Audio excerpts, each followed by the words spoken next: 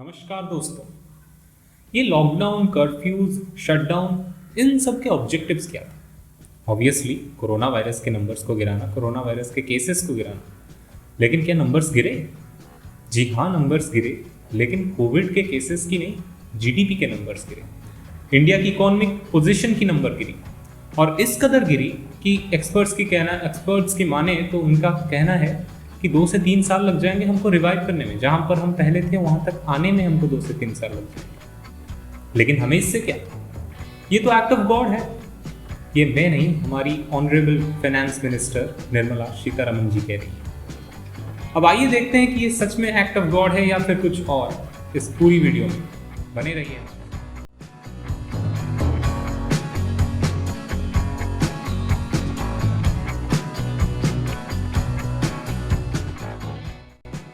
GDP crash की बात क्यों कर रहे हैं? क्योंकि इस क्वार्टर में, यानी अप्रैल मई जून क्वार्टर में जीडीपी की ग्रोथ -23.9% है, यानी 24% के लगभग जीडीपी गिरी है पहले क्वार्टर के तुलना में। इसका मतलब क्या है? इसका मतलब यह है कि इस क्वार्टर में, यानी अप्रैल मई और जून के महीने में जो सब गुड्स एंड सर्विसेज प्रोड्यूस हुए हैं हमारे कंट्री में, वो 24% कम है जनवरी, फरवरी, मार्च के महीनों में प्रोड्यूस हुए गुड्स एंड सर्विसेज के तुलना में। अब इसका इम्पैक्ट भारी हो सकता है, बहुत बड़ा इम्पैक्ट इसका हो सकता है।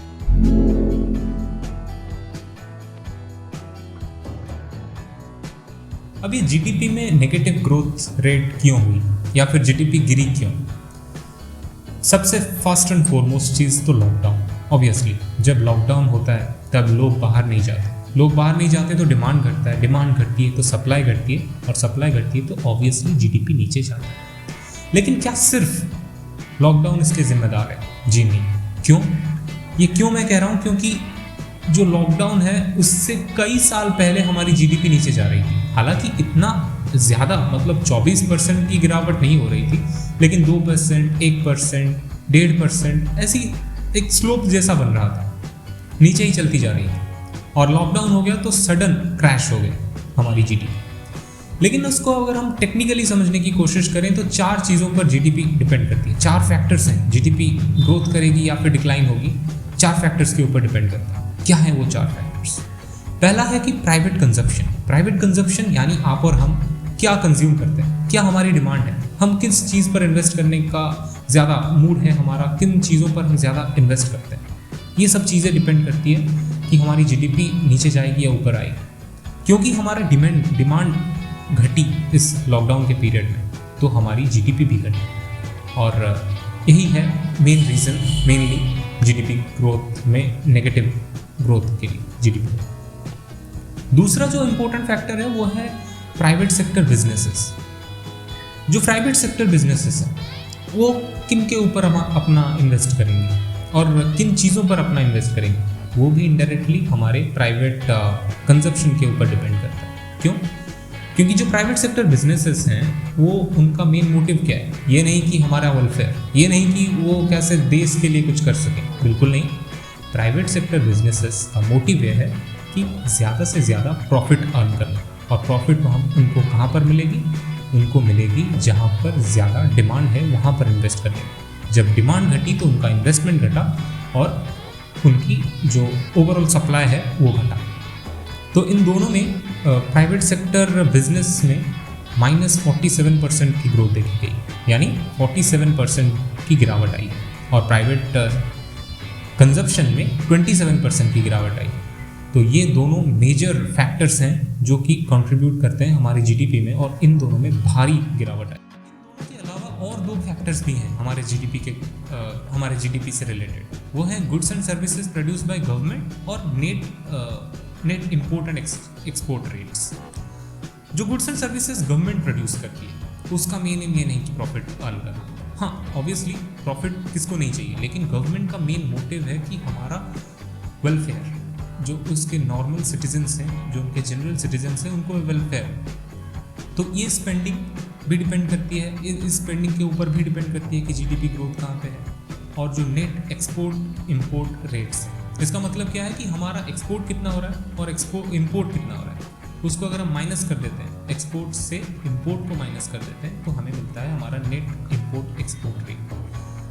पॉजिटिव ये है, या फिर यूँ कहें कि नॉन नेगेटिव ये है कि नेट एक्सपोर्ट इंपोर्ट रेट में सुधार आई, वो पॉजिटिव है, वो पॉजिटिव में है। बाकी सारी चीज़ें नेगेटिव में है, लेकिन ये पॉजिटिव में है। क्यों?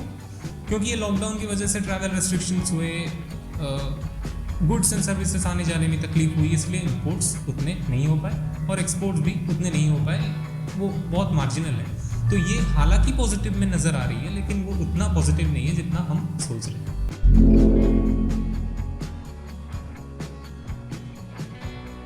अब आइए इस जीडीपी क्रैश के इम्पैक्ट के बारे में बात करते हैं।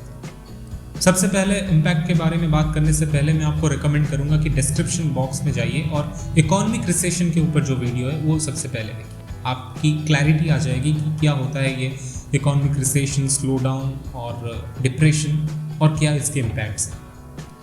अब आइए इस जीडीपी क्रैश के इम्पैक्ट के बारे में बात करते हैं। सबसे पहला इम्पैक्ट है अनएम्प्लॉयमेंट जो कि अभी भी चल रही है, वो बढ़ सकती है, और बढ़ सकती है नहीं, बढ़ रही है।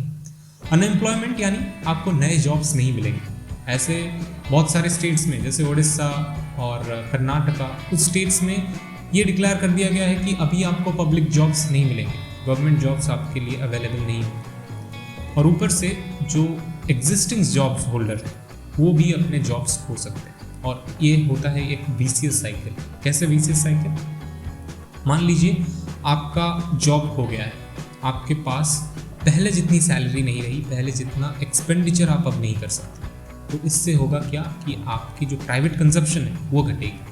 हमने कॉजेस में डिस्कस किया था कि प्राइवेट कंजप्शन बहुत इंपॉर्टेंट फैक्टर प्ले करती है हमारे जीडीपी ग्रोथ, और अगर वो घटेगी तो फिर से हमारा जीडीपी क्रैश होगा, फिर से अनएम्प्लॉयमेंट होगा, फिर से जॉब आपके खोने लगेंगी, और ये एक विशियस साइकिल की तरह एक विशियस साइकिल बन जाएगा। और ये एक ऐसा विशियस साइकिल बन जाएगा कि इससे उभरने में हमें बहुत साल लगेंगे। तीसरा जो मेजर कंसिक्वेंस है वो है इन्फ्लेशन। इन्फ्लेशन को अगर हम जनरल भाषा में समझने की कोशिश करें तो प्राइसेस में इंक्रीज आएगी, और वही प्राइसेस में इंक्रीज आएगी जिस चीज़ को आप आज खरीद रहे हैं। मतलब आज जिस चीज़ को आप 10 रुपये में खरीद रहे हैं वो कल को 20 रुपये हो जाएगी, 30 रुपये हो जाएगी, और ये बहुत ही ज़्यादा इम्पैक्ट डालेगी पूरी लाइफस्टाइल।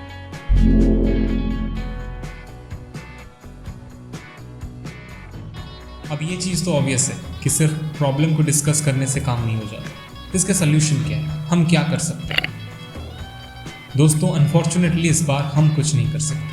क्यों हम कुछ नहीं कर सकते? क्योंकि जीडीपी किस दो फैक्टर्स पर ज़्यादा डिपेंड करती है? मैंने आपको पहले बताया, private consumption, private sector businesses, और ये दोनों ही चीज़ें वॉलंटरी हैं। कैसे वॉलंटरी हैं?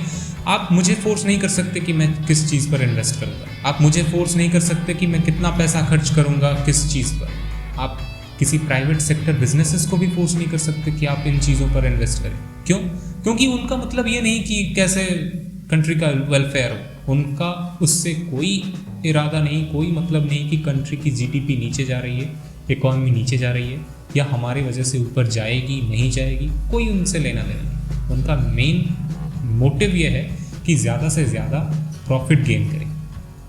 इसीलिए इन दोनों फैक्टर्स जो कि मेजर फैक्टर्स हैं, उनसे हमें सल्यूशन नहीं मिलने वाला।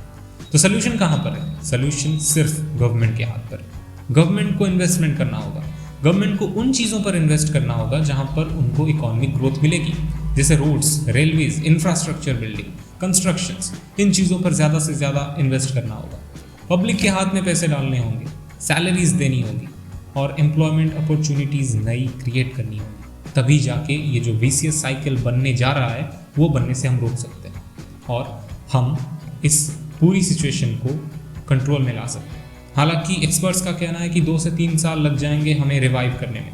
रिवाइव करने से मेरा मतलब ये नहीं कि ग्रोथ करने में, जहाँ पर हम पहले थे वहाँ तक आने में 2 से 3 साल लग जाएंगे। और अगर हम नेसेसरी स्टेप्स नहीं लेती हैं, गवर्नमेंट्स नेसेसरी स्टेप्स नहीं लेता है, तो ये सिचुएशन और भी बिगड़ सकती है।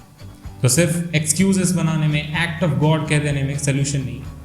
आप भी आवाज़ उठाइए, क्योंकि इन सारी चीज़ों में आपकी ही लाइफ इम्पैक्ट करने वाली है, आप ही इन्फ्लुएंस होने वाले।